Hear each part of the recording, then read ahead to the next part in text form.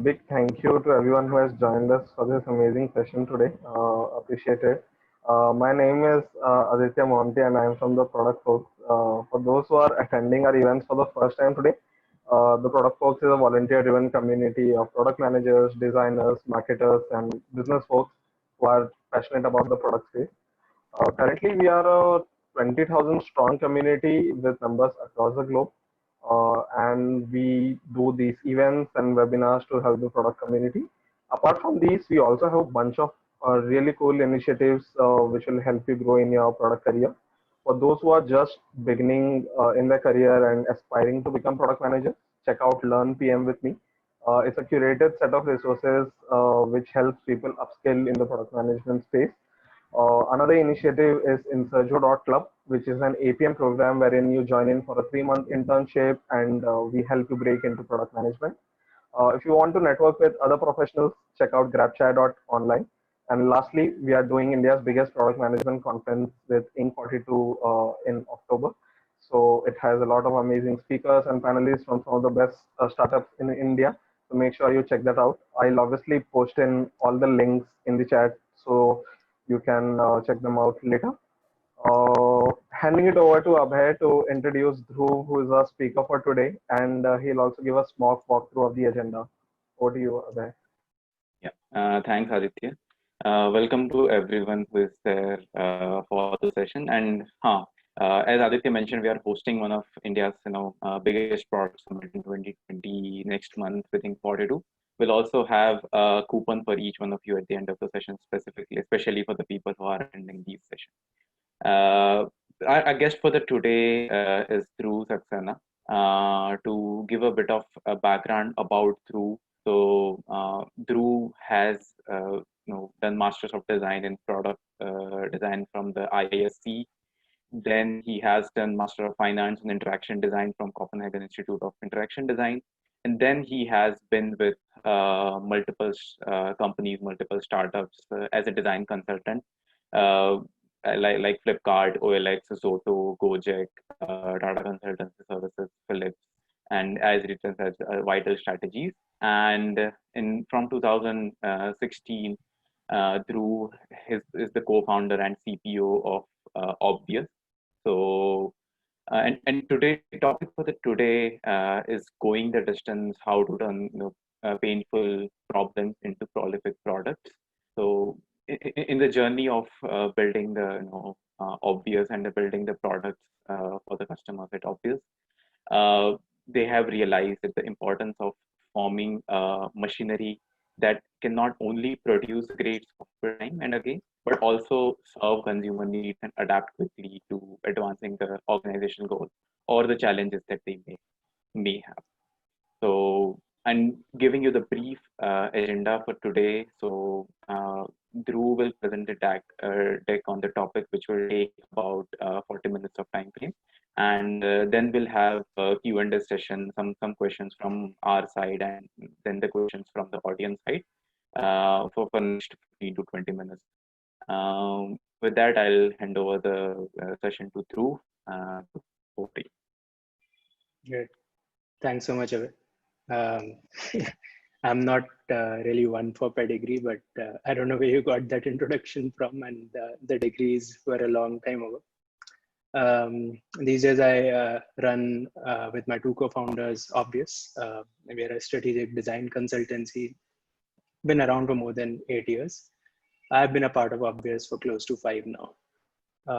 And like sort of Abhay mentioned, I'm going to talk a little bit about what are some of the things that we have realized in our journey that have helped us build some of the products, which if you own a smartphone in India, probably have touched a lot of our work, and what is the thinking behind those and what is the story behind them. So I'll jump right in. Yeah, so this is sort of our approach of product building.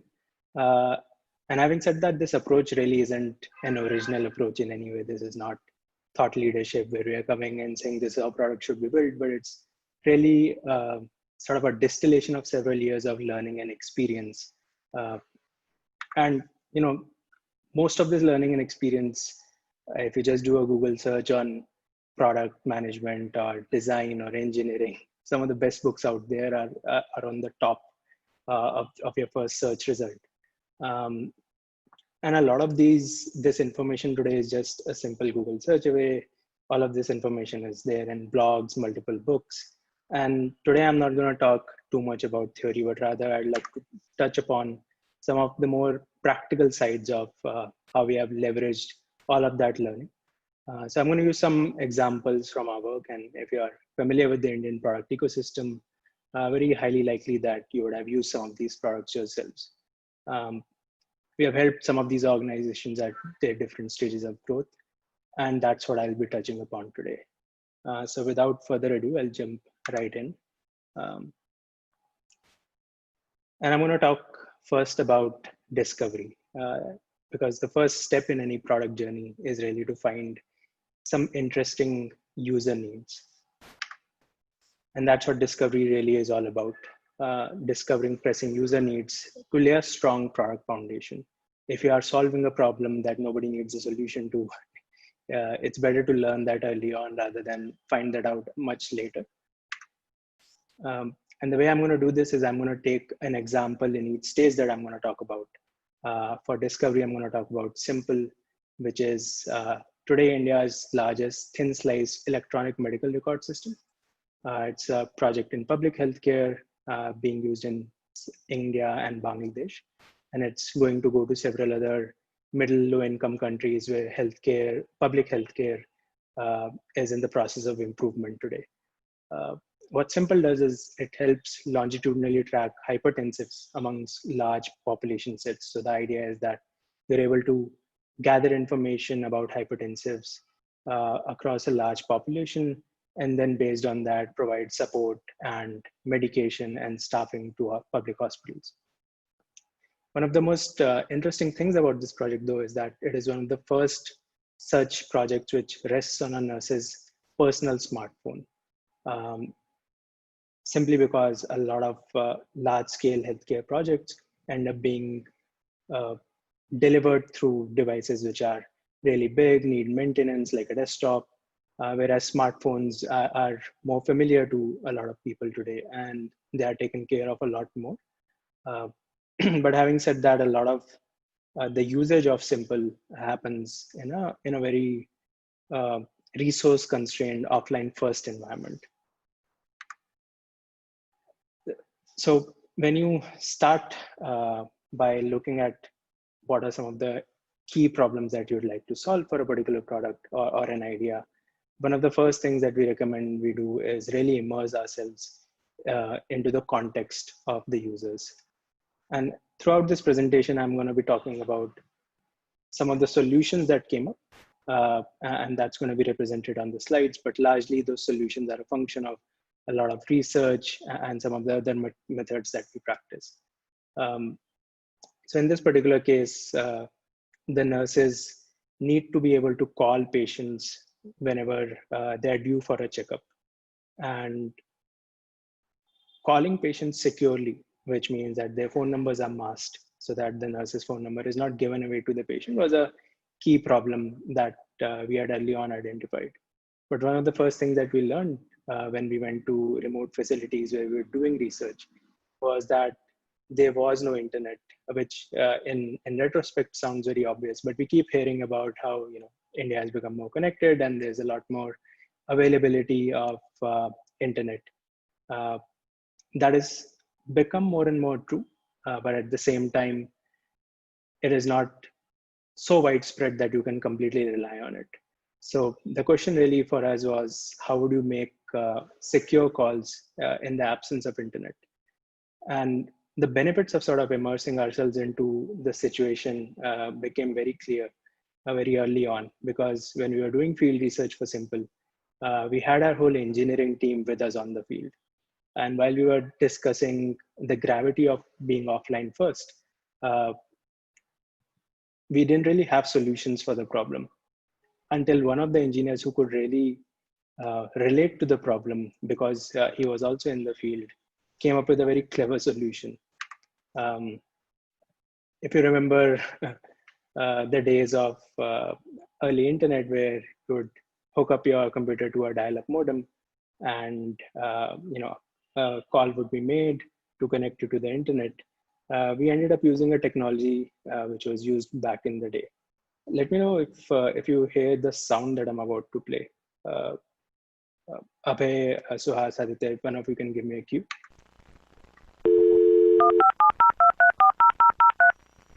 Yep, it's audible. Yes, we can see. We can hear it.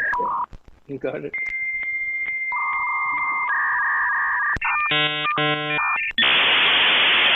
So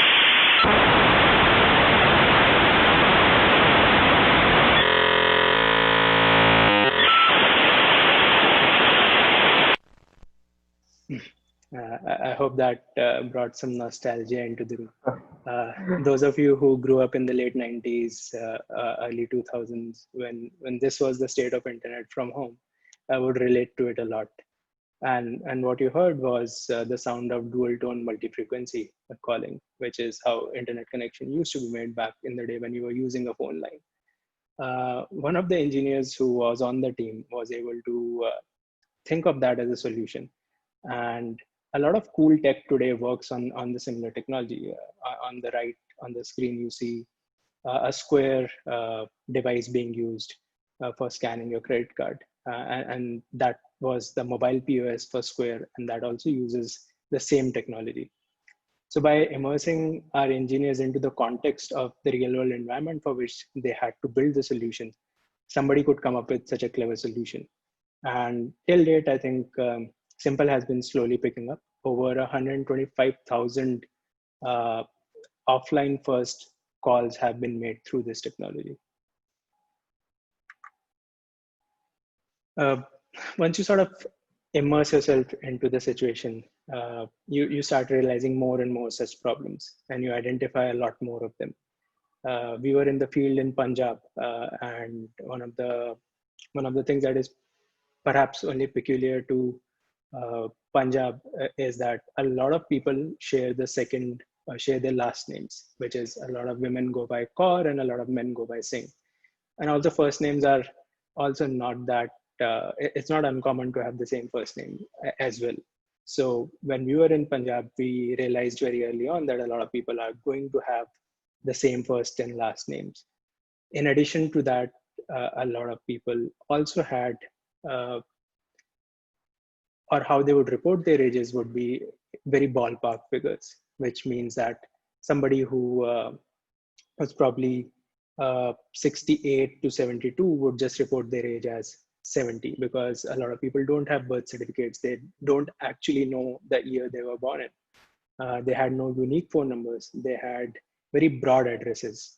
And the result of that was that, if you're building an app where you're going to be able to search for patients and call them, a lot of those patients ended up having the same name, same gender, same age, almost the same address. Now imagine having 5 or 6 Dhruvs in your phone and having no other metadata to help you which one you're about to call. That would definitely make things a lot more difficult, wouldn't it? So by being in the field again and being able to discover such problems early on, we were able to come up with solutions that ended up working quite well later. And the way we solved this problem was we introduced a unique identifier for each patient, where each patient would carry what we call a BP passport, which would also have their blood pressure history recorded every time they paid a visit to the hospital. And then the next time they came up, it really sped up the search for the patient because the nurse could just quickly scan the QR code. And in conditions where you would be dealing with low light conditions, the card also had a unique 6 or 7 digit ID that the nurse could just enter. And that became the solution which enabled nurses to register patients under 30 seconds, which was one of our main goals with Simple. A nurse ends up seeing anywhere between 100 to 400 patients a day, depending on where the hospital is. And that's quite a lot of patients to see in just a span of 6 to 8 hours. So the idea was that as many patients as can be recorded as quickly as possible. And that's how we sort of solved this problem, because we were able to identify it really early on. And once you have identified a bunch of problems, research continues to play a role even after product development. And Simple has been in the works for more than 2.5 years now. And we have been on the field every single month, with the exception of the pandemic now, where research has become a very continuous process for Simple. It has constantly informed product decisions. And what it has led for us to do is it has helped us create a very prioritized stack ranked research funnel that we can anytime pick up a problem from and start solving. So we are not really waiting on the next big idea for Simple. We always have sort of a backlog of a lot of things validated through research that we need to pick up. And once you know what problems you want to solve, the next thing to do is always to investigate a lot of different ways to solve them, which brings us to the next stage that I'm going to talk about, which is investigate, which really is about investigating needs before you actually build something to solve those problems. And what needs to be built without actually having to build it and saving a lot of engineering effort, time, product related costs can be a really powerful thing. And the product I'm going to talk about in this context is Wikipedia. Wikipedia came to us in 2019, 2018. I don't remember correctly, but within the span of the last couple of years, to ask us to investigate how to grow readership for people who read in regional languages. Smartphones had been growing in the country for a long time, but Wikipedia had not been seeing a proportionate rise in readership. One of the first things when discovering, when investigating solutions that we often do is we diverge and try to find multiple solutions to the same problem and uncover sort of the best possible solution that could solve that problem, and then converge on one idea that we could carry forward. With Wikipedia, we ran a bunch of research studies very early on, where one of the key problems that had to be solved was how do we solve a chicken and egg problem that almost every content platform faces. Not enough content in regional languages leads to the problem that there are not enough readers, and because there are not enough readers on the platform, that leads to the problem that there is not enough community presence to help create content or help with translations.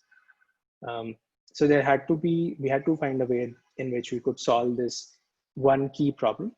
And through a lot of the research that we did early on, we were able to leverage the Wikipedia fact section. If you have seen a Wikipedia article, which I'm sure most of you have, you would recollect that there is always the article always starts with a bunch of facts. Now, facts are quicker to translate than long form. They delivered the most value. So when we were doing research with some of the consumers, a lot of them only spent time on facts. In fact, close to 90% of their time was spent largely on facts. Perhaps because they are used to a lot of snackable content today, thanks to the likes of rich media apps like Instagram and TikTok. And that became a key mode for us to be able to attract readers and solve the chicken and egg problem. We could very quickly translate facts into short articles, which is what 90% of the users really wanted. An article which would have taken, say, a month to go through a translation process to multiple languages could be really delivered in a couple of weeks or a couple of days, thereby allowing us to cover a lot of ground very early on.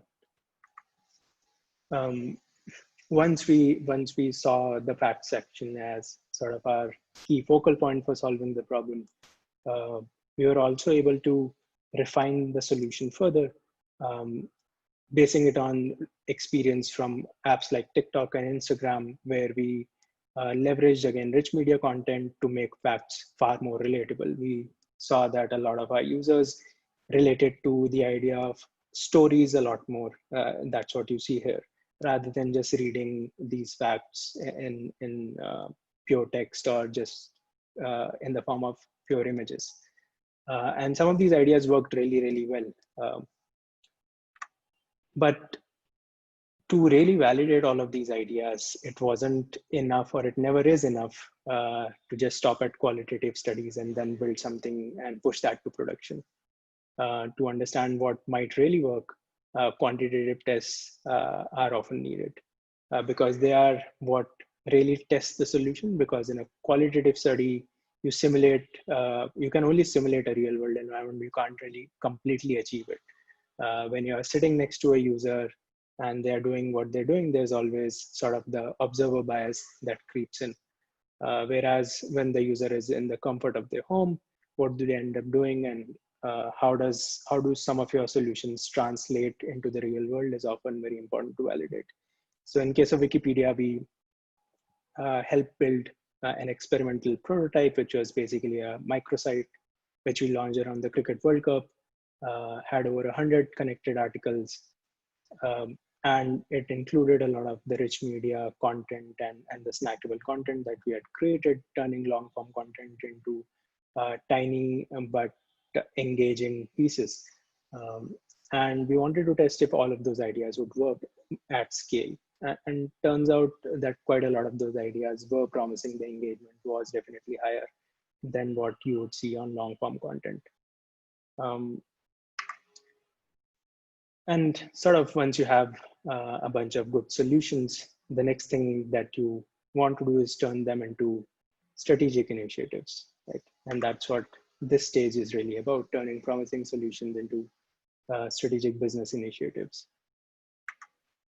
And the example that I'm going to talk about here is Swiggy. And we worked with Swiggy in early 2014, if I'm not wrong. And the time when we built out the first ever app for Swiggy, Swiggy really wanted to change how food ordering happened in India. If you grew up in the 90s or in the 2000s, early 2000s, you'd probably remember the pamphlet model of restaurants, where you'd get a lot of pamphlets in the newspaper, you'd call up a restaurant and you'd order food, and sort of the food would be delivered to your house if everything went right. But there was no way to really see the touch points of your food. Where was it being prepared? When will you really receive it? Is it being delayed? Has it really entered the kitchen or not? All of that. And really going back to that old mental model of ordering food that way seems really, really awkward. There are still a lot of restaurants whose phone number you have, but largely, how many of us would really prefer ordering food that way today? And Swiggy was really able to help make that shift in India.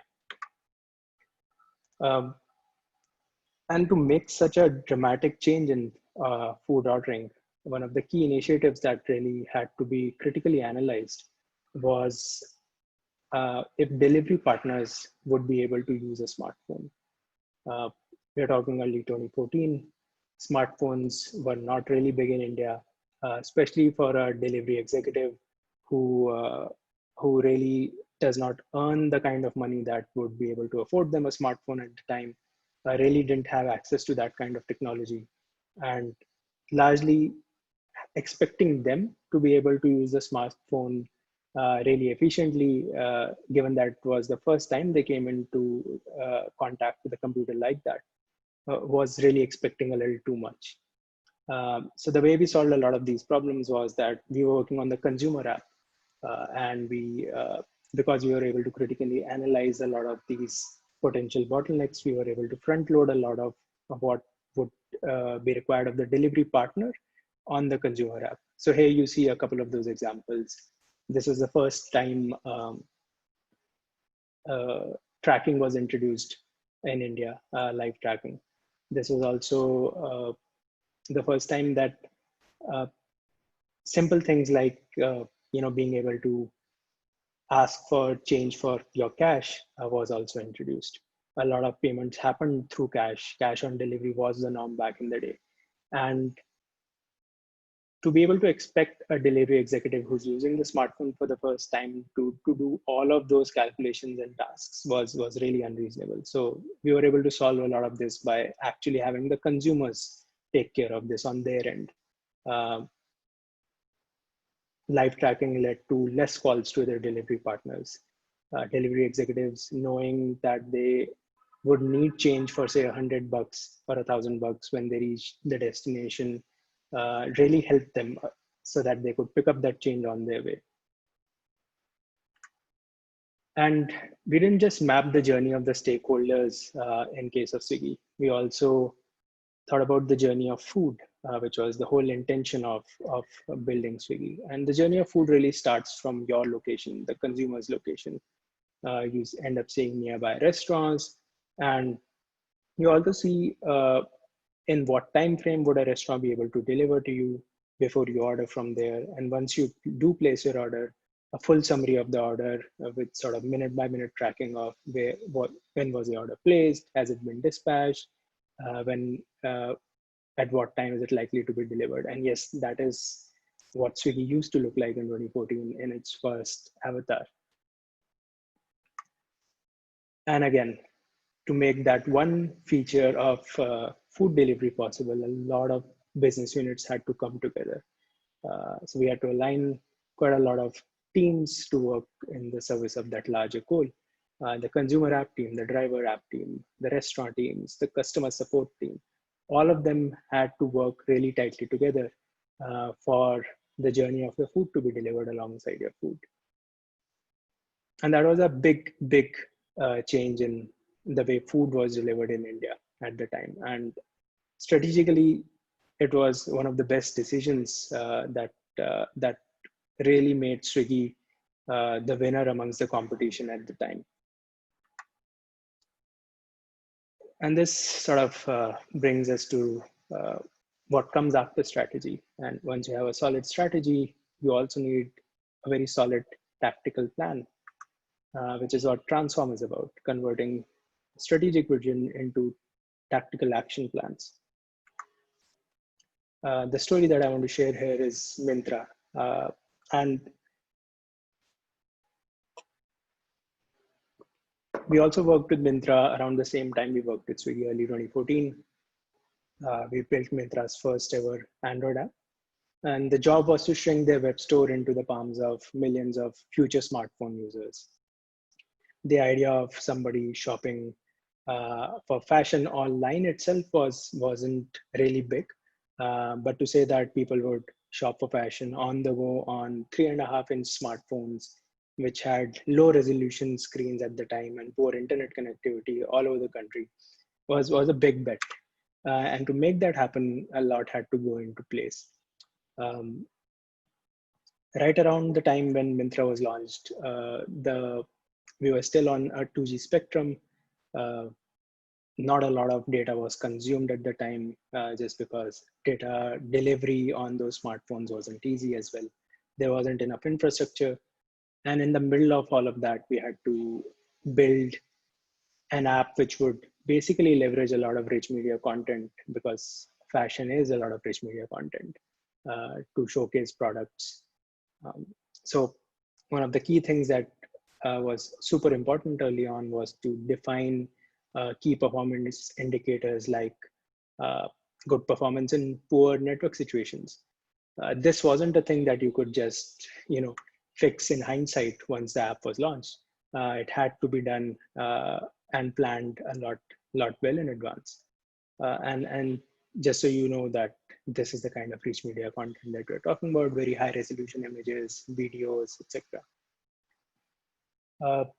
Being able to define all of this early on, and then being able to turn some of this and plan to be able to deliver this when the product is launched is key. So another big ask during Myntra was to sort of set the benchmark for an evolving user experience that kept changing. So we had to plan it in a way that managers could design the storefront easily in their content management systems and publish files directly to devices via silent push notifications. These devices then read these files in the background and cached the media beforehand. And this created a fresh new landing screen for consumers every time they opened their app. As you can see, what we take for granted today, a very dynamic storefront experience, which evolves with use every time, really needed a lot of planning in advance to make all of that happen. And,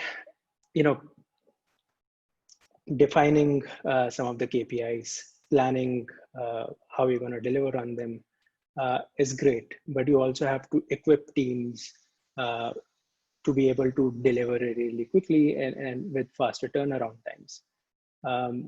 While we were working at Myntra, engineering did not have to wait on designs to be finished. They were involved in the process very early and very often. They were involved in consumer research and understood why a particular model might work or might fail. While we were building prototypes and doing hands-on research, the engineering team also had complete awareness of what's about to come their way, and they were able to set up a lot of back-end related stuff before we even got to the front end. We went through a ton of iterations and kept engineering involved.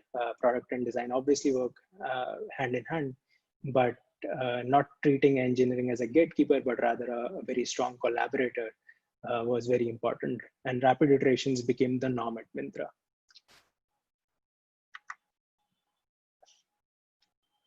And once you have sort of gone past the stage of having a very solid tactical action plan, the next thing to do is, of course, accomplish its delivery.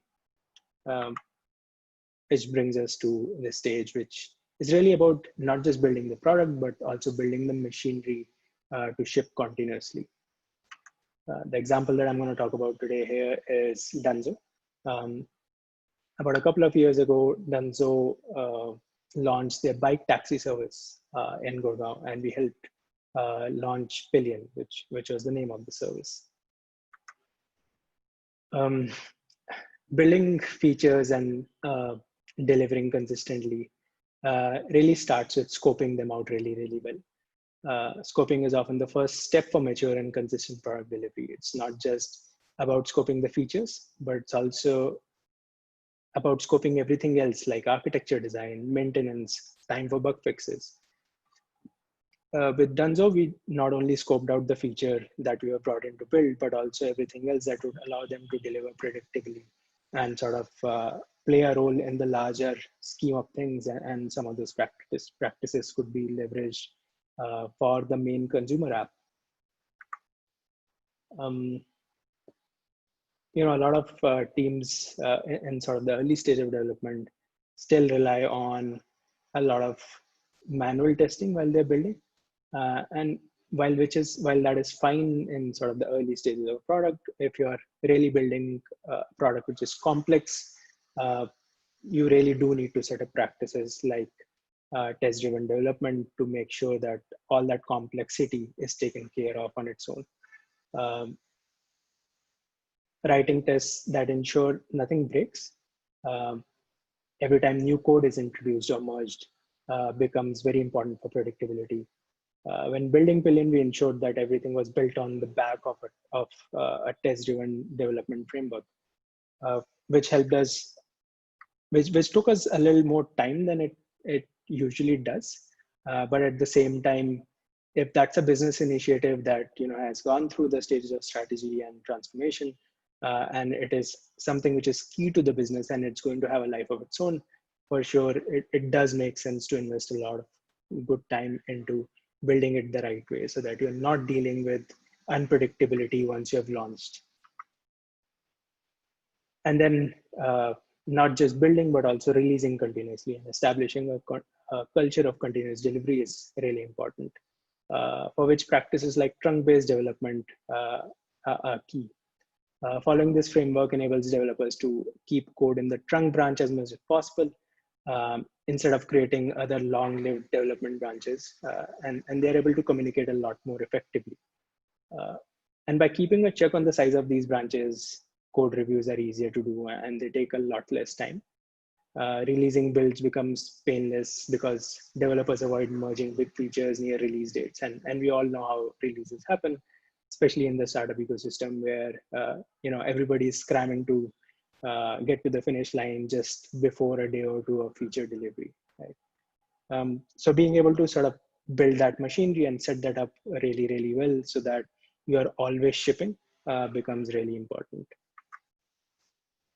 And once you have delivered the product, the next thing obviously to do is sort of help it grow. And which is what nurture is about, to take products from launch all the way up to product market fit. And the story that I want to tell here is when we work with Flipkart on Too Good.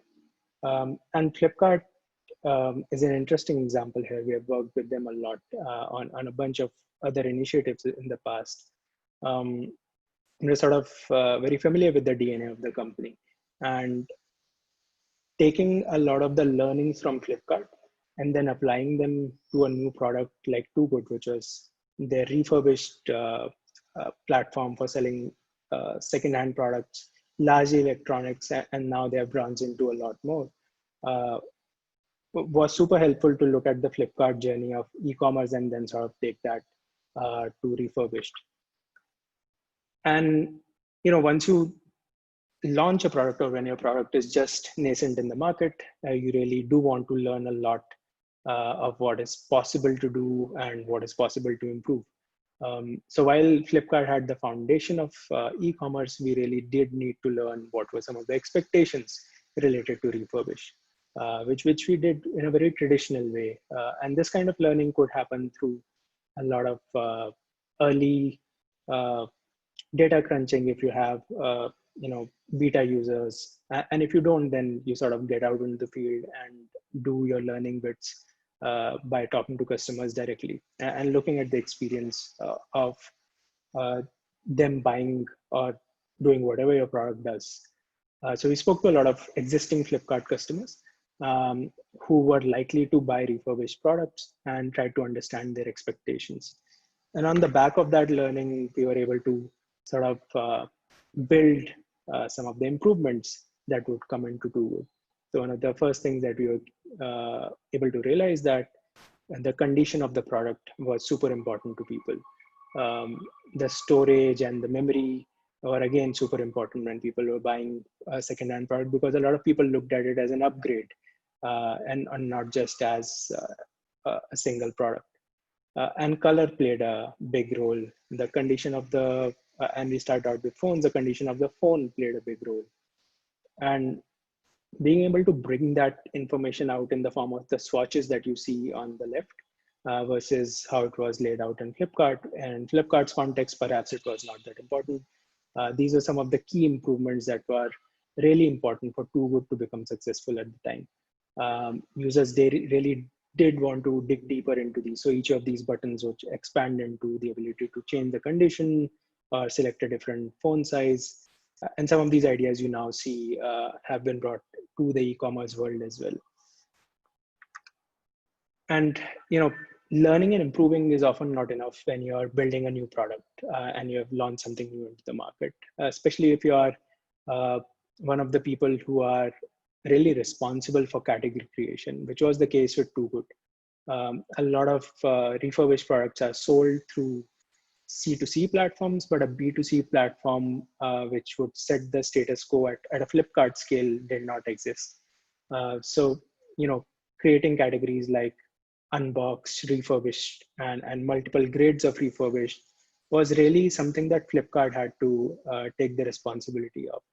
And it became sort of the responsibility of us in Too Good to make sure that the consumers really understand what they were buying into.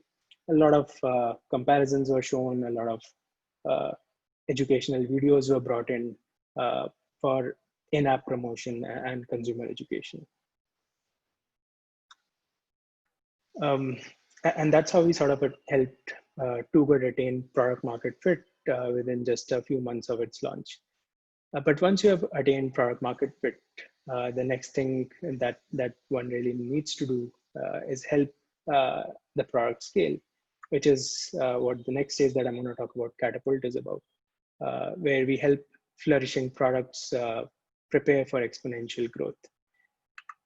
In 2016, we worked with Go-Jek on their driver app, and Go-Jek was really bursting at its seams. The kind of growth that Go-Jek was seeing was sort of unprecedented for the ecosystem. And when we started working with them, a lot of the edge cases that the product had really needed to be taken care of, because they had hit a certain point of scale where edge cases were not just edge cases, they had become really problematic. So what you see on the left is what the driver app used to look like, and what you see on the right is what we turned it into. There were a lot of accidental clicks and cancellations that would happen just because the two buttons for accepting an order and rejecting it were placed next to each other. There was a lot of information overload and decision making about if a driver wanted to take that order or not was really, really difficult. So, by reducing the information, we were able to help the drivers make better decisions about did they want to really go from location A to location B, depending on where they are, what is the total amount of money they would earn, what is the amount of cash they would have to carry. Again, Indonesia is a large cash economy. And by doing all of this, there was a very significant positive effect on the consumer side, because when a consumer would place an order, now instead of a couple of drivers or maybe even more canceling that order a bunch of times after accepting it, a lot of drivers really had the information they needed in a clear format to make a sound judgment if they really wanted to fulfill that or not. And what you typically see in ride-sharing apps, which is a slider button, because people are on the go and you don't want accidental clicks to happen. So a lot of those interactions are also brought in to make sure that there's a lot more stability on the driver side of the app. Once you've stabilized a large interconnected system, the next thing, of course, is to make sure that there is room for expansion. At the time that we were working with GoJek, GoJek had about, I think, 6 to 8 services on the platform. Today, they have about 20. And we were tasked with building a system that would not only accommodate these 6 to 8 services under one umbrella, but also be able to sort of help the drivers serve all of these services through one scalable system. And today in the world of design system is very common and much talked about, but this was a time when it really wasn't all that common, and to think of how this system would expand into multiple services was really a big challenge. And the final thing that we also helped GoJek do is we really helped them optimize the workflows for drivers so that their orders could be completed faster. For instance, earlier a driver would have to wait to upload a receipt of a bill before the driver could actually move from the location or would be given the drop location that the driver had to go to. But Indonesia, much like India, has spotty internet connectivity, which meant that the driver would keep standing there until the driver would have a good internet connection, which meant that on the consumer side, people were waiting for their orders to be completed and the delivery times were really large. So we pushed a lot of these processes into the background and optimized these workflows, removing all those blocking interactions and boosted delivery time. Which overall meant that GoJek was able to have a lot more of their orders accepted in time and a lot more of their orders completed in time, which helped them really sort of serve a much larger customer base that they were rapidly gaining at the time.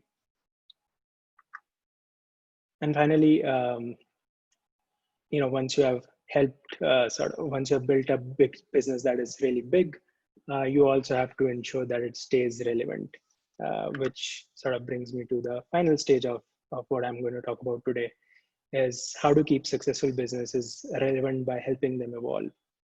The story I'm going to talk about here is OLX, which at the time that we worked with them and still is the largest C2C marketplace for secondhand products. And OLX is an interesting story because until we had sort of worked with them on the mobile app, they used to be functional in the capacity of a very large classifieds website almost, where people would post their ads and people who were looking for a few things would hop onto the website or the app and search for those things. But OLX looked into the data, and one of the key findings that they had was that a lot of people were shifting towards hyperlocal buying, which meant that a lot of people preferred buying from a very small radius within their current location. And perhaps because other apps are offering a similar experience, there was sort of an inclination to do that. But in addition, a lot of people had to transport goods, and people didn't prefer buying from very far off. So by being able to predict that shift towards hyperlocal, we introduced a very basic filter on the top of the app, which was very stagnant at the time.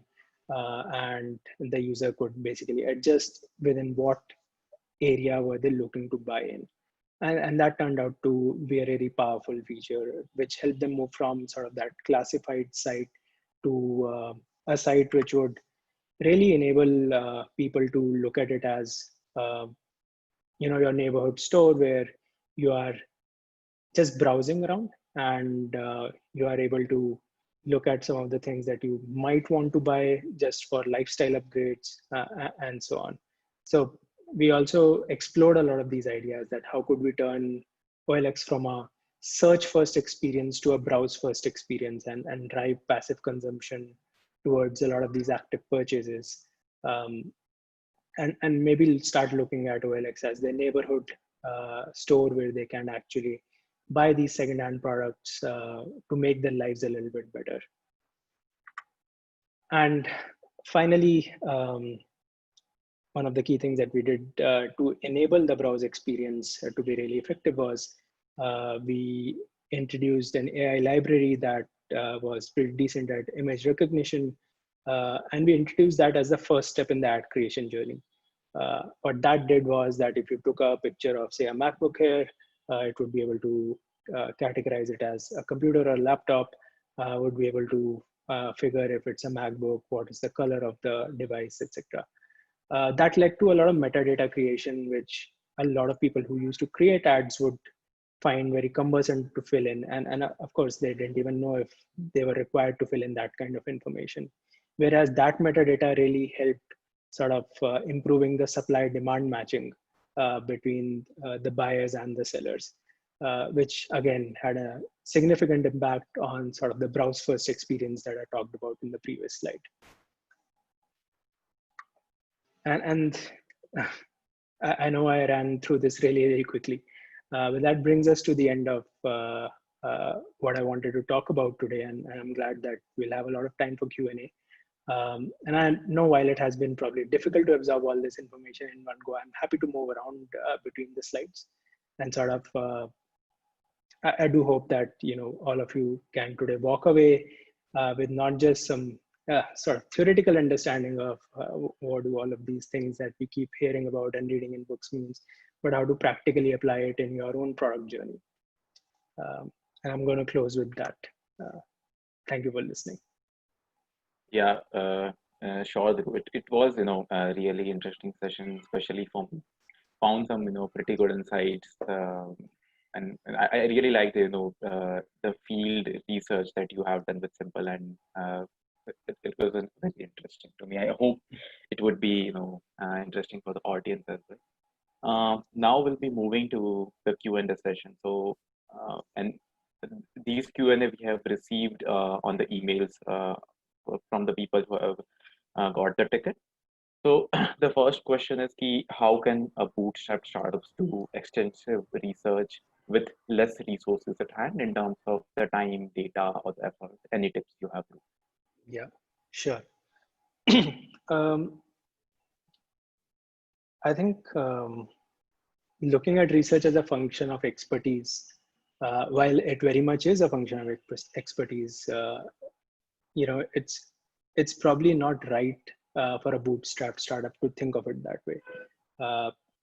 A lot of, like the example that I shared in Simple, the solution that we really banged upon and still bang upon for offline call masking came through an engineer, right? And that was sort of the benefit of him being in the field, which internally we term it as empathy enabled engineering, which is sort of how do you drive empathy into your engineering team to feel the pain of your customers, and then that sort of becomes a driving force for them to go back and solve it.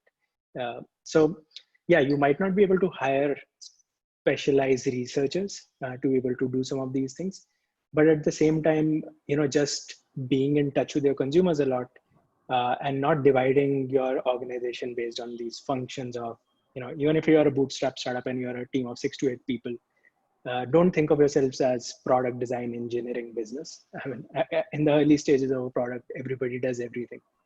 And there are significant benefits of being able to involve everybody early on. Awesome.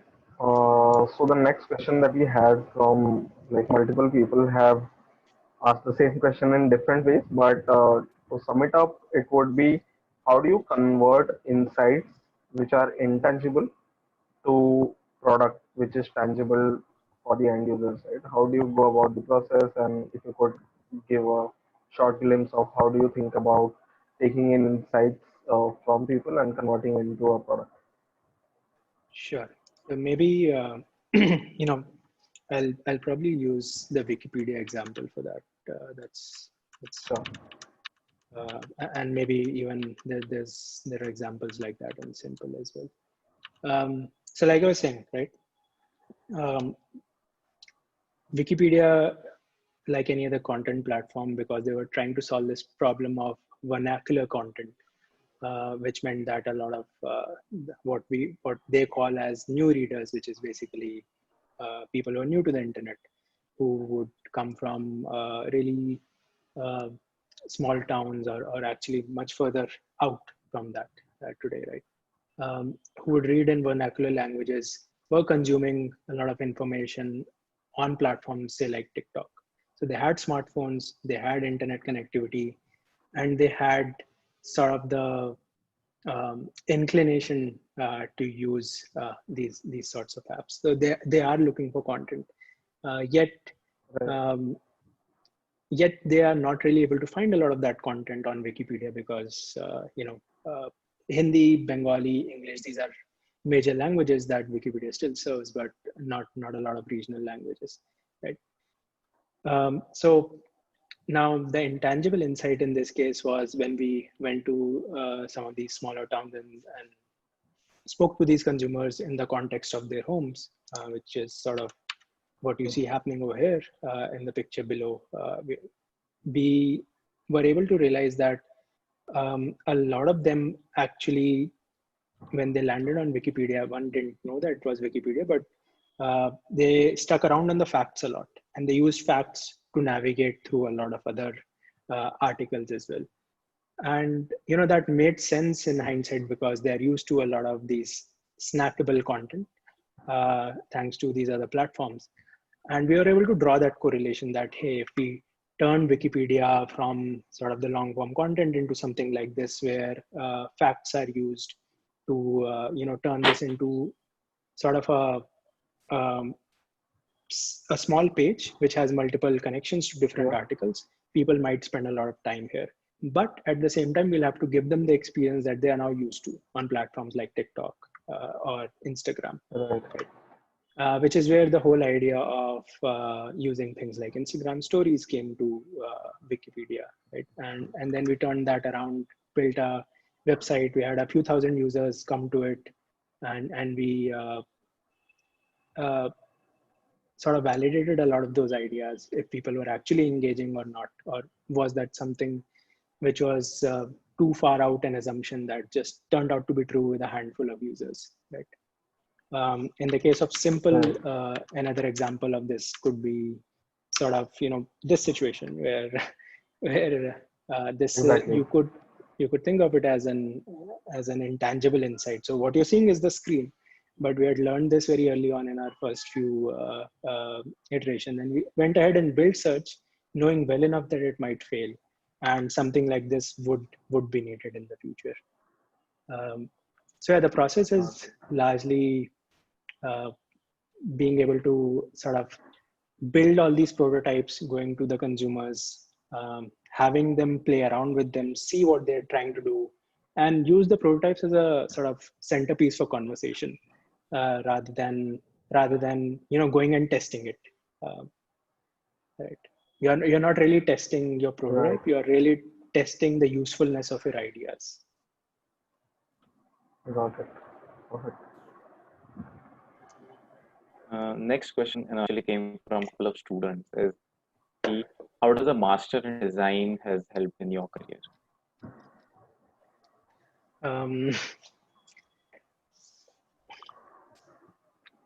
I think education has its place, and it does help a lot. I think it gives you sort of a playground for experimentation and figuring out what you really want to do. So the way it has helped me is that, when I look at my career today, I have fewer regrets than I would have if I had just jumped into a job, perhaps, because I made a lot of conscious choices based on, hey, I want to try this, I want to try that, I want to try this other thing, right? So just to give you a sort of sense of what my career has looked like, I started out as a mechanical engineer, turned into an industrial designer. So I started my career by repairing air conditioners, and not sort of home air conditioners, like large ACs in malls, sort of large scale compressors. Went into design somehow, into my first design degree, learned industrial design and a lot of hardcore engineering. But at that time, I got interested in tangible media. So took that route and worked on a lot of hardware stuff, actually worked on hardware engineering as well. And that sort of led me into digital, which is when I went to Denmark to do another degree in interaction design, and then learned a lot more about research, sort of these methods of prototyping and using prototyping as sort of your ways to investigate problems in an interesting manner. And that is what led to my career at Obvious and sort of what I've helped build in the last 5 years. So yeah, I've tried my hand at a lot of things, and school gave me that opportunity to do that. But at the same time, school is an expensive proposition. School also comes with opportunity cost, which means that rather than earning, you're spending. And there are today ways to, I think, gain that same playground-like experience of school without actually having to go to school. And quite a lot of my colleagues at Obvious are not really, I would say, academically trained in design, but are fantastic designers. And that sort of I rely on day in and day out to help us build some fantastic products. So I don't think it's a prerequisite, but if you can afford it, it's a great playground. Awesome. So, you guys have consulted for some of the top brands in the country and globally as well, right? Like Myntra, Swiggy, Wikipedia, GoJek, etc. What do you think most companies do wrong with respect to design and product? What are some common practices or patterns that you have noticed that people often get wrong with respect to design and product? I'll just stop sharing the screen for the time being. Yeah. Putting me on the spot. No, I think you don't have to take names. Just no, I think it's less about what people are doing wrong. It's more about sort of what kind of experience do they have in building the kind of thing that they're building. I've seen a lot of companies in this market now today attempt at building pure software. And a lot of those people that I know of, they are fantastic at building software as a mechanism for delivering materials, right? Which means that, an e-commerce app, for instance, you're not really delivering software. You're using software to deliver something else. Your customers are likely to be irked by a poor experience, but if you look at Amazon, for instance, the experience of the service is great. The experience of the apps perhaps could be far more superior, but nobody really cares about that, right? Because it's not really, you're not using that as software, right? That's not what Amazon is selling you. Whereas I see, because sort of VC funding is now going through this journey of profitability and asking for it, and unit economics has become very important. A lot of people have moved to pure software because they've realized that you can actually make money there. But where the connection hasn't been really made is that you're now selling software. Software is your good, and software's quality has to be really, really good. And I'm yet to see that kind of investment in quality software, especially out of India, that I've seen elsewhere.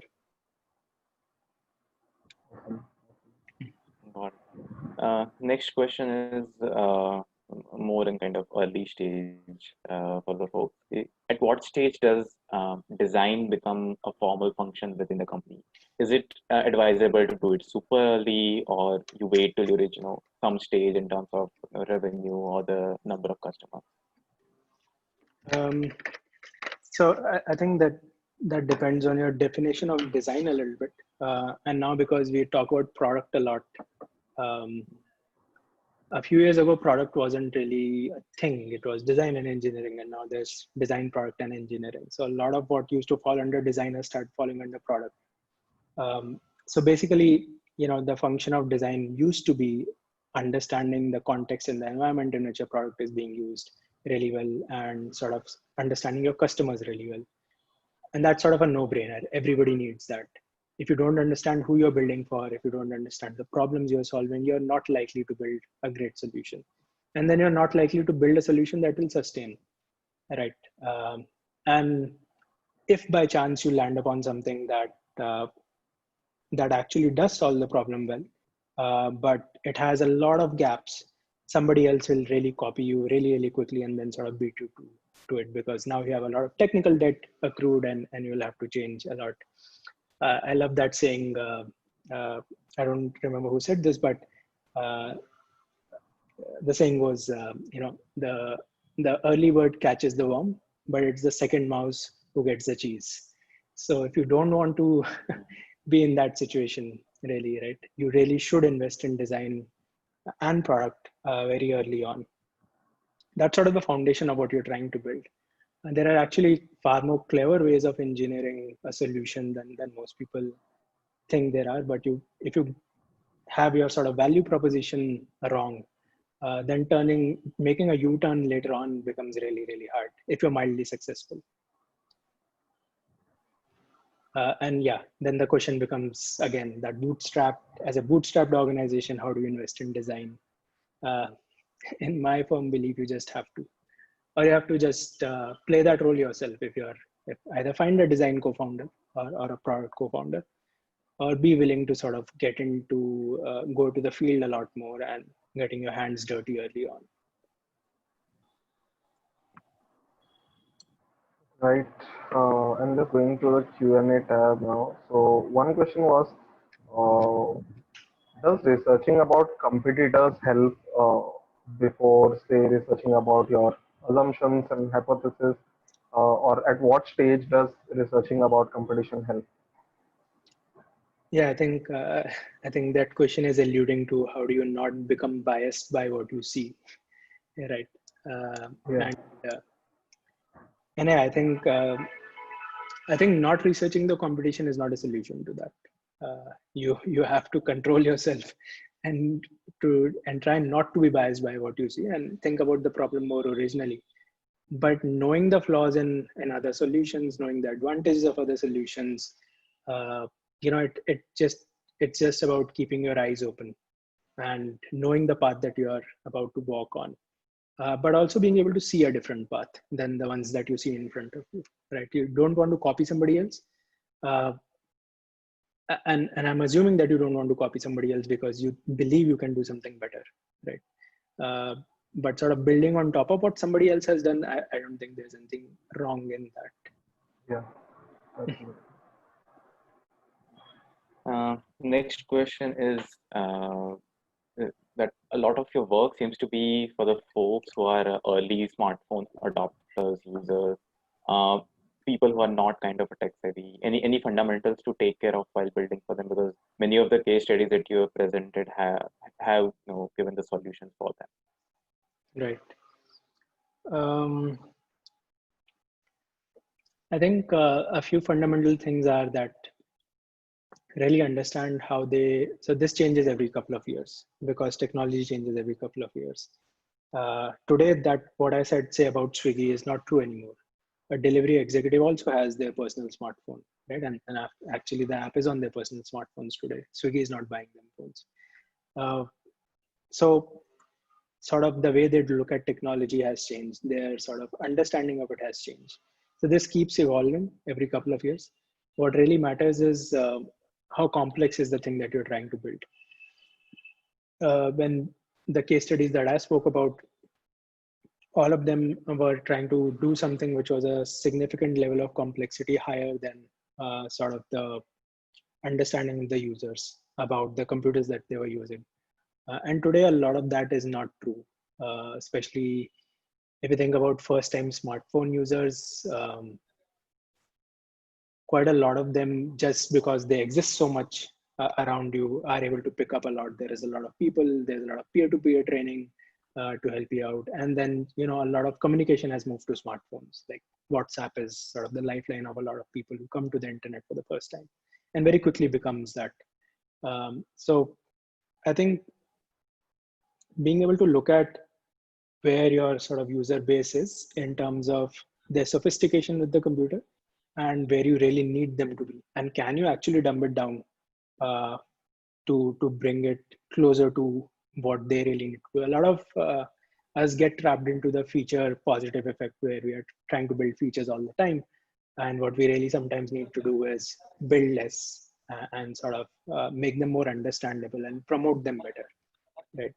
So looking at it as, hey, can I, without building anything else, can I still solve this problem, right? Can I make this app less than 10 screens? So simple is a 10 screen app.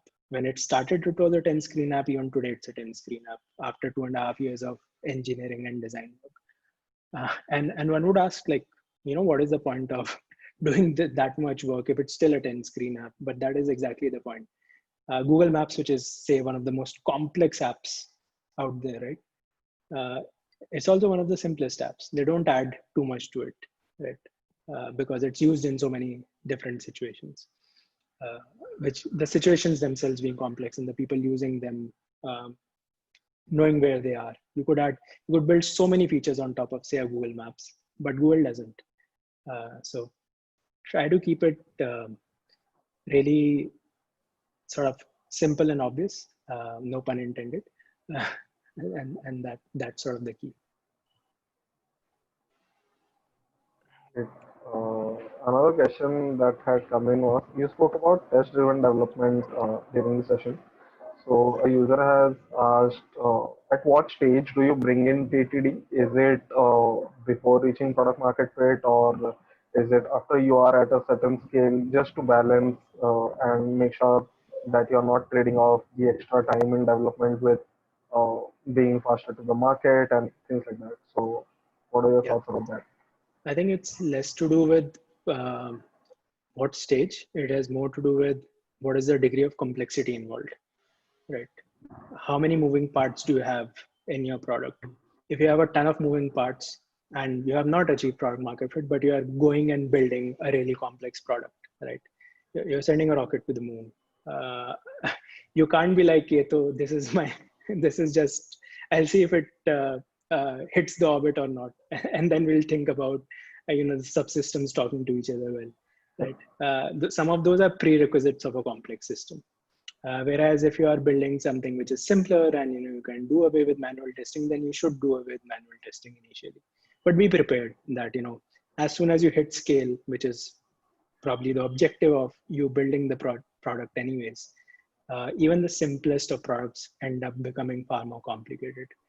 And if you have to release continuously, I think we follow this practice very religiously. And I'm not the best person to talk about it, but from little of what I do understand, I think we have never built a product without it. Got it. Next question is that you have mentioned recently that the trends that they were there during the Swiggy times in 2014 are not currently being there. So what are the recent design trends that you see becoming kind of common in say next probably couple of years? Or Yeah, that kind of prediction is a little hard to make, and actually don't really delve into that personally a lot. But if I have to answer this question, I think one of the things that we have recently seen is that there is a huge shift towards, you know, the way we have sort of looked at or how we have categorized users as sort of next billion users, or that sort of categorization is no longer that valid, right? A lot of those people are using services which are complex in their nature, and for instance, entertainment related services have picked up a lot because you have a lot of them for free on your Geo phone, right? Something which wasn't accessible before is accessible now. And what that does is that it sets a new benchmark for some of these, some of the products that lie in that domain of entertainment and engagement. You really have to do a lot of clever things today to be able to engage your customers if that is your product. If you're building something in the field of transactional products, if you're building something like an urban club, for instance, right, a service-based product where it's dependent on a lot of people being able to, like a electrician and a plumber or other servicemen being able to use that as sort of their primary device, that has become far more doable than it was a few years ago, for sure. Right. So there's certain sort of, I would say the transactional bits are solved for now, and people get them far more easily. And demonetization played a role. The pandemic now played a role. Like everybody accepts payments online, right? All the same people who didn't just a few years ago, right? Maybe saying everybody is too big of a blanket statement, but a lot of people in our vicinity who didn't are able to accept that today. So all of the transactional stuff is sorted out. What are the value-added services that are going to be built on top of? And there again, right, we come from a very different world and we try to build for a very different world often. Right? People who don't have those problems solve those problems for somebody else.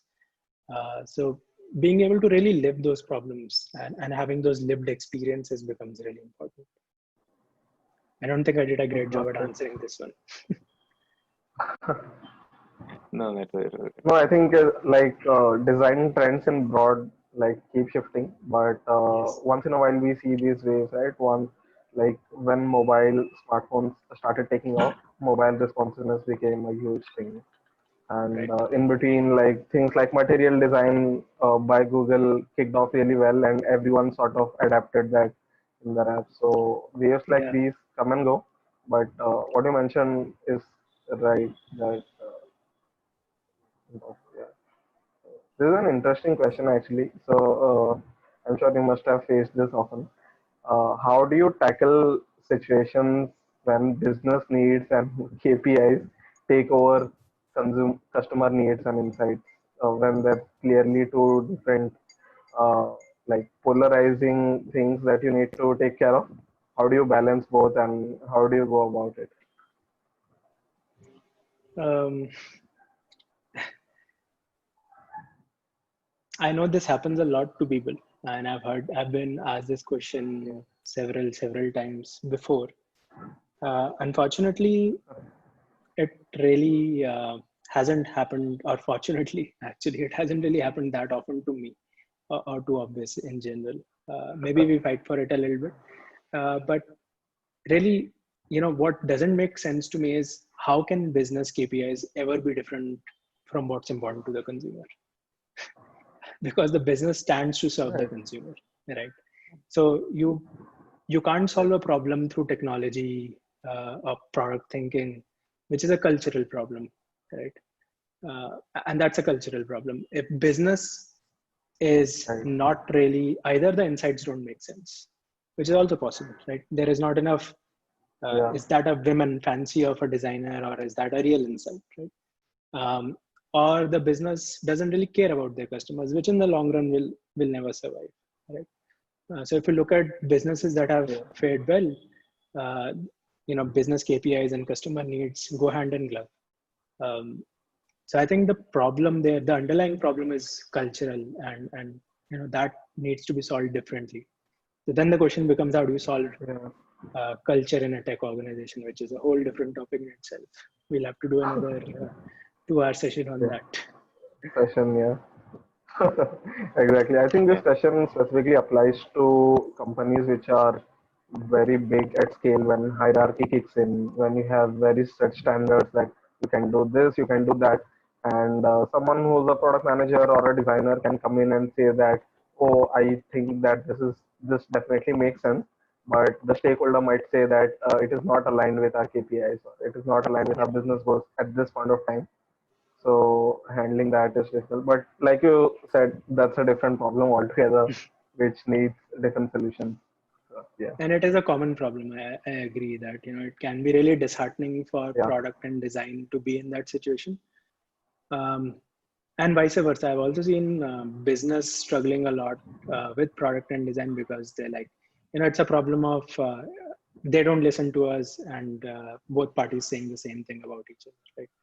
So I was talking about this yesterday to somebody else, and this program doesn't exist today, I think, but it used to be very famous in just until a few years ago, which was the Stanford India Biodesign program, where Stanford and Ames would put together a team of 4 people, one from business, one from design, one from engineering, and one from medical sciences, a doctor usually, right? A surgeon of some sort. And the 4 of them would be trained in design thinking and product building together to set up like the founding team of a company. So if you don't have that culture where all 4 know how to talk to each other, then that's a different problem, right? Yeah. Right. I think we'll close this Q&A round with one last question. There's also something that I am also interested in to know is Obvious is really good at building the culture inside the company. So how do you go about building your team? How to maintain that culture, and also extending it to the key. What are the qualities that you look for when you hire people? Yeah, I think every organization has slightly different needs, and the culture has to sort of suit those needs, right? Being a consulting firm, we do definitely have the advantage of while we are working very closely with the companies that we work with, we have a lot of sort of institutional knowledge now that we are able to bring to bear very rapidly to the problem, right? And because of that institutional knowledge, we are able to create a culture which is more balanced. It has more work-life balance because we have solved sort of so many of these problems, and I have consistently seen trends. So when, say, a startup comes to work with us, we are sort of a little ahead in terms of our thinking already. So that kind of knowledge helps us save a lot of time. It then creates the room for slightly healthier work environment, right? Which is not always the case in a product company, right? So comparing a product company culture to a consulting is also, I think, unfair to a product company because they have a lot more to sort of figure out, right? In addition to that, so that sort of forms the basis of us being able to provide that kind of balance to their team. I think in addition to that, there are a lot of key factors that we look for when we are hiring. For instance, do people have bias towards action? Are people at the same time able to think deeply about a problem? Are people interested in sort of exploring a plethora of solutions before sort of converging to one, right? Rather than just jumping the gun to the first thing. So, poor culture also stems from poor work, and poor work stems from fast thinking, right? Not being very thoughtful. So a lot of those things sort of start playing a role with each other. I think being able to sort of true to what you actually believe in, like walking the talk on saying some of the things that you say out loud to the world. So for instance, we had a team offsite yesterday, which wasn't really an offsite, but even in this time, my co-founders were able to put together uh, sort of a small session where we all were able to get together, take a day off, unwind, decompress, and look at the history of the company together. A lot of new members. In the last few years, we have really made sure that diversity in the organization is, we go up on the diversity quotient in the sense that, when you build products which are for very diverse audiences, which is say gender, geography, backgrounds, it does make sense to sort of make sure that you have all those voices represented in the room. So, we used to be a 80-20 men to women team, and now we have more women in the team than we have men, right? And while somebody might look at it as, it also can sound like, diversity hiring, but it is not the case. Like the standards at Obvious have been really, really up there, right? Likewise, I think we are looking at placing everybody on the map, and we have all geographies largely represented in the team, right? North, south, east, west. Some of us come from privileged backgrounds, haven't lived a hard life. Some of us do come from really humble backgrounds, right? And actually giving that value that somebody, see, if you're going to build for your next billion users, right? Do you have people in your team who represent that audience, right? So indexing on a lot of those things without compromising on the quality of whatever craft and execution. It's hard, it's challenging, but a lot of companies just give up on that. Especially like one of the easiest things to fix is gender, right? And companies hardly fix that. And I think I read Stuart Butterfield's post a while back on how sort of having a 50-50 team in Slack has had a huge impact on the product, right? And hopefully, more and more people who have been there, done that, talk about this, and this becomes the norm as well. But it's really about doing some of the right things the right way and being patient about that, and not really jumping into, sort of that craze for growth, which a lot of startups suffer from. Cool. We'll move to the last part of our Q&A, which is a small rapid fire round that we have created for you. Okay. The first section is a 3x3 rapid fire, as we call it. First question is the 3 early stage startups you are excited about today. I think from India, Catapult. I want to see where that goes.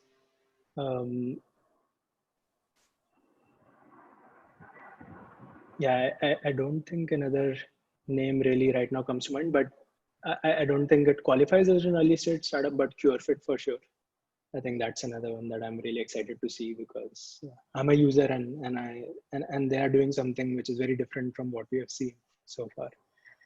And and one of my favorites, again, this is sort of, I might have a bias here, is we worked with X210X last year.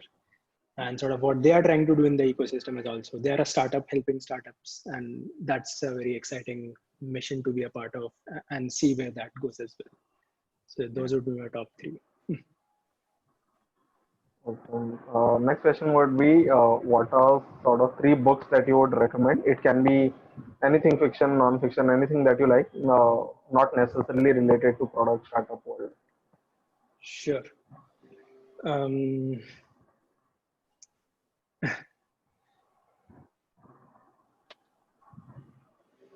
I'll talk about the books that have really changed my life a little bit, right? And I'm not really recommending them, but if you want to go read them, please do. I think one of my favorites has been Sapiens. And I've read that a bunch of times, just understanding the history of sort of where we come from and the role of evolution in our life, and how we are wired. right? And how we think, and a related one to that would be thinking fast and slow, but I'm not recommending that. It's a slow read. And the second one, I think, would definitely be deep work. A lot of people say that, it could just be a blog post, and it actually can be, but it has had a significant impact on my life. I think I've gotten a lot out of that book than I gave it. And one of my recent favorites, although I read this book a while ago, is called The Art of Thinking Clearly, which actually touches upon a lot of mental models which human beings fall sort of victim to, where how fallacies fool us in life, right? And that actually could lead you to a lot of other books which might be really interesting on large mental models and skepticism. Yeah, those would be my top three. Nice. I've put it in the chat for those who want to check them out.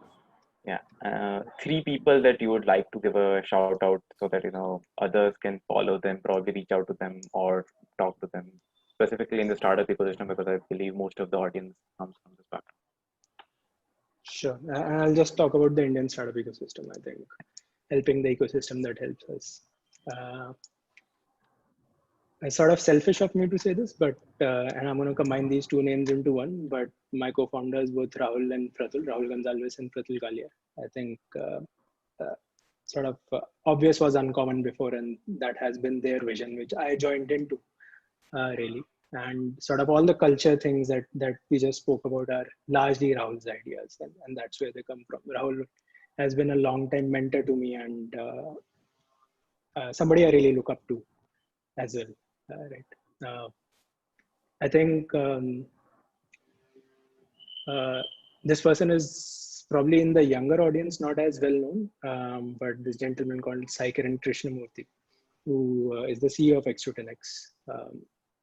And again, one of those smarter people who sort of you get into a room with, and you're always surprised about what you end up learning and how you walk out with a mind change. And yeah, I can't think of other people without being unfair to this third. If I take the third name, again putting me on a spot.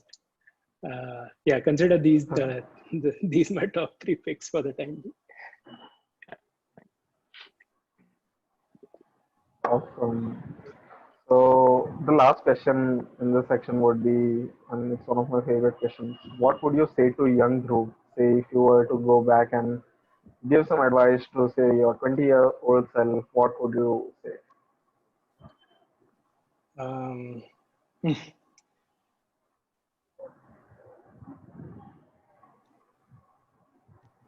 That's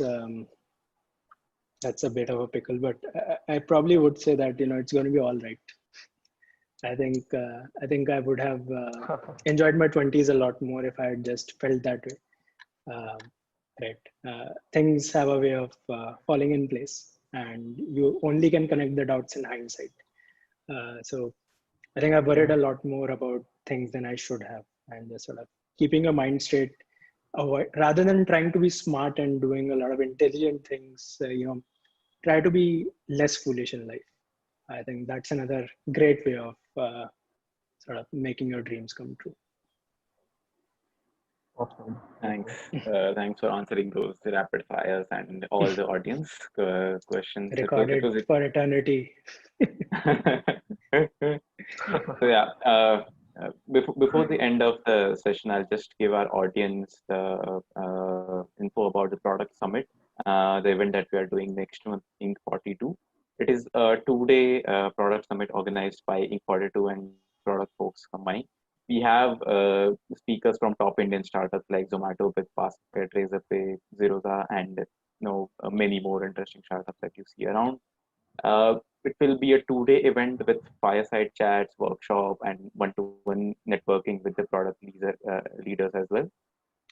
We'll be just putting in the chat the link to the summit along with the coupon code if you want to apply it specifically for the people who are attending these sessions. Yeah, with that, we come to the end of this interesting session. I'll like to thank Dhruv and the obvious team members, Neerja and Deepa, who have been there with me very start from the conversations that we started. Thank you, guys. Thank you so much for having me. Yeah. Yeah, it's been a pleasure, and I really look forward to the product summit.